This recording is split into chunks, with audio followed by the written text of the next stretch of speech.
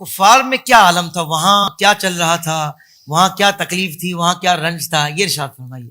بہت اچھا سوال کیا آپ نے۔ اصل میں ٹائم ایسا ہوتا ہے کہ بسا اوقات ہم سمجھتے ہیں کچھ پہلو رہ جائیں گے، لیکن آپ جیسے جو سمجھنے والے لوگ ہیں وہ ہر پہلو پر کوشش کرتے ہیں کہ جو پردہ ہے وہ ہٹتا رہے۔ برکت ہے، اس کو بیان کرنا بھی ضروری، اس کے ساتھ لطف اور زیادہ بڑھ جائے گا کہ جب آپ نے اسلام قبول کیا تو اس وقت کفار کی حالت کیا تھی۔ آپ اس بات سے اندازہ فرمائیں کہ اہل سیر ائمہ تاریخ ان سب نے اس بات کو لکھا ہے، اور بڑے بڑے ثقہ علماء نے اس بات کو لکھا ہے کہ جس دن حضرت سیدنا فاروق اعظم رضی اللہ عنہ آپ نے کلمہ پڑھا، اس دن کفار مکہ نے یہ کہا تھا، انہوں نے کہا قد انتصف القوم اليوم، آج اس قوم نے ہم سے بدلہ لے لیا ہے، ہم نے جتنا ان کو ستایا ہے نا، آج حضرت عمر بن خطاب نے کلمہ پڑھ لیا ہے تو انہوں نے ہم سے بدلہ لے لیا۔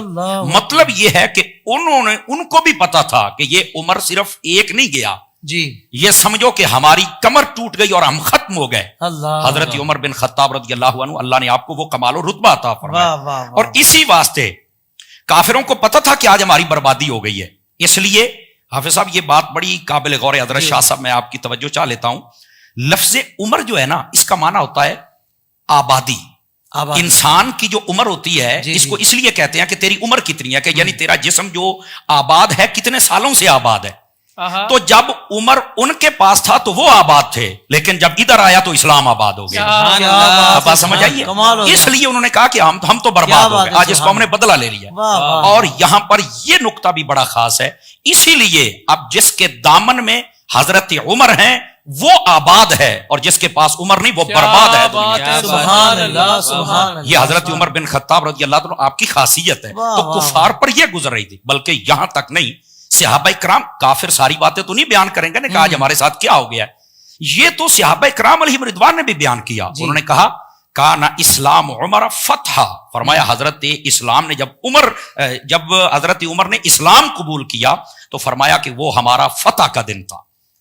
فرمایا وہ ہجرت ہو نصرہ، فرمایا کہ جس دن آپ نے ہجرت فرمائی اس دن اسلام کی مدد ہوئی جیسے ہونی تھی، چونکہ مولا علی فرماتے ہیں سب نے ہجرت کی چھپ کر، میں جانتا ہوں سب کے سامنے کس نے ہجرت کی، فرمایا اس کا نام عمر ہے۔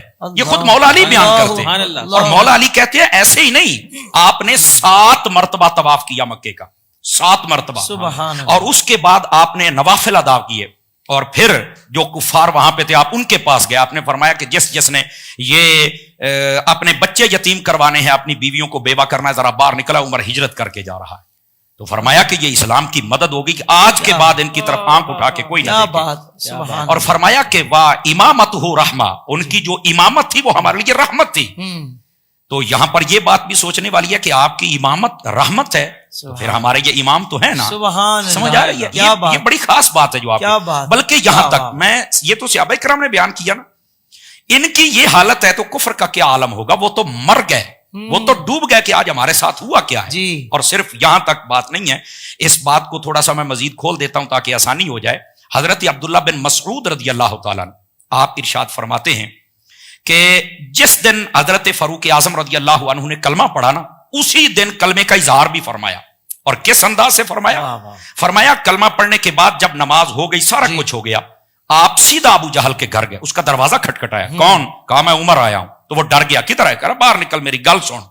تو وہ جب دروازہ کھولا تو وہ ڈر گیا، کہ کیا ہوا ہے؟ کہا میں نے کلمہ پڑھ لیا، تجھے صرف ایک بات بتانے آیا ہوں کہ آج کے بعد اگر تم نے میرے محبوب کو کوئی تکلیف دی، وہ تو کہتے ہیں کہ میں رحمت للعالمین ہوں، لیکن میں تمہارے پرخچے اڑا کے رکھ دوں گا، میرے اس غضب سے تم نہیں بچ سکو۔ تو یہاں سے یہ بات بھی سوچنی چاہیے ناظرین کو کہ اگر کوئی بندہ کہے کہ میں نے سب کچھ معاف کر دیا، میں کسی کو کچھ نہیں کہوں گا، تو اس کو اتنا تنگ نہیں کرنا چاہیے کہ پھر اس کے متعلقین اٹھ کر تمہیں روکنے کے لیے مجبور ہو جائیں گے۔ بڑی خاص بات ہے، تو اس بات کو سمجھیے۔ حضرت فاروق اعظم کو نہیں پتا تھا کہ میں نے یہ کام نہیں کرنا، آپ گئے اس لیے تھے کہ اگر وہ کہتے اس کا مطلب یہ نہیں ہے کہ تم اپنے منہ ہی نہ بند کرو، اپنے منہوں کو بند کر کے رکھو۔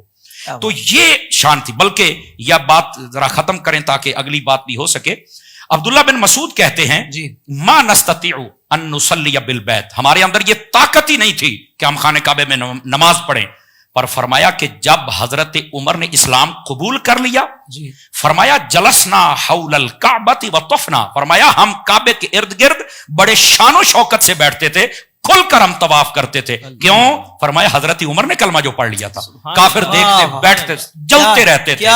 یہ کافروں کے دلوں پر باتیں چلتی تھی کہ ہمارے ساتھ ہوا کیا ہے. اللہ نے حضرت سیدنا عمر بن خطاب کے ذریعے سے اسلام کو یہ شان و شوکت عطا فرمائی. سبحان اللہ. شمشیر اسلام کہہ سکتے ہیں اس کو حضرت؟ بالکل شمشیر اسلام کہہ سکتے ہیں.